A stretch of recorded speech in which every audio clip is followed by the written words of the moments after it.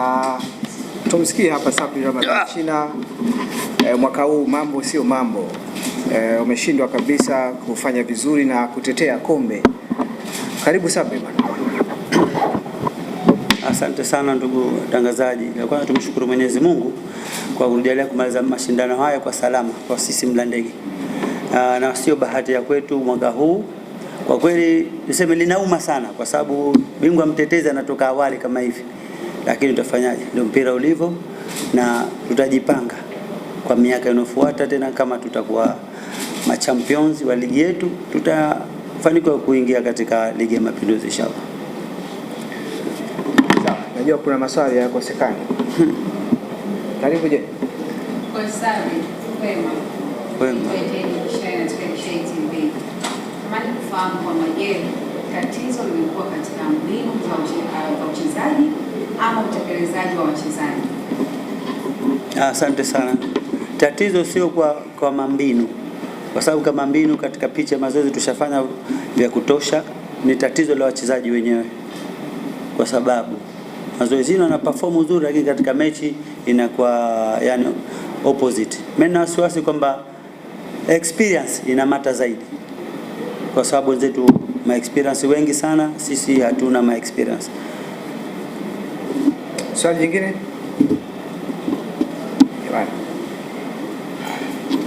Kocha Sabri, pole na matokeo, na bila nataka kujua kiufundi labda ulikuwa mnategemea nini kwenye kila mechi? Ulikuwa mnafanya mabadiliko makubwa, mfano mlinzi wa kulia na kushoto ambao wameanza mechi ya kwanza, mechi ya pili hawajaonekana lakini wamerudi leo, lakini walinzi wa kati ambao wameanza mechi ya kwanza na ya pili leo hawaonekana, kuna maigizo mapya. Ulikuwa mnategemea nini kubadilisha timu kwenye kila mchezo?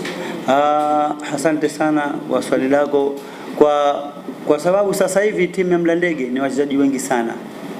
Kwa sababu unajua dirisha dogo ili huyu anaingia huyu anaingia huyu anaingia huyu anaingia huyu, na kilivyo kama tulishauriana na mwalimu mkuu kwamba tuwatizame wachezaji wengine wale wapya walikuwa wanataka kusainiwa, kwamba tukaona kwamba wachezaji wetu wengi sana walioumia katika ligi yetu ya Zanzibar, tuwapumzishe baadhi ya wengi wachezaji. Lakini by the way tumeona wachezaji wanataka kusajiliwa au wachezaji waliosajiliwa viwango vyao, na muda si mrefu nadhani zitatoka habari zao kama wataendelea au la.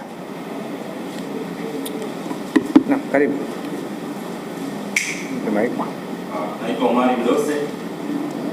Natokea Mwananchi Communication. Coach, umecheza mechi 3. Umefunga bao moja, umeruhusu mabao 6. Na kurudi kwenye uwanja wa mazoezi kujiandaa na mzunguko wa pili wa ligi ya Zanzibar. Inatoa sura gani kwenu, lakini pia mnajifunza nini? Asante sana.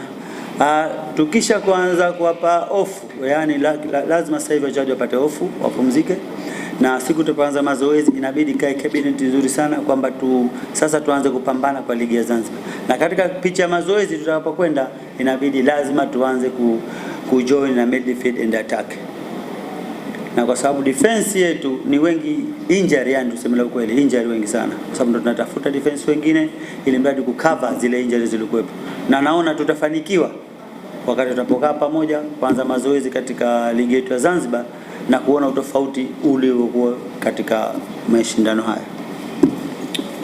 Sawa, washukuru wanahabari.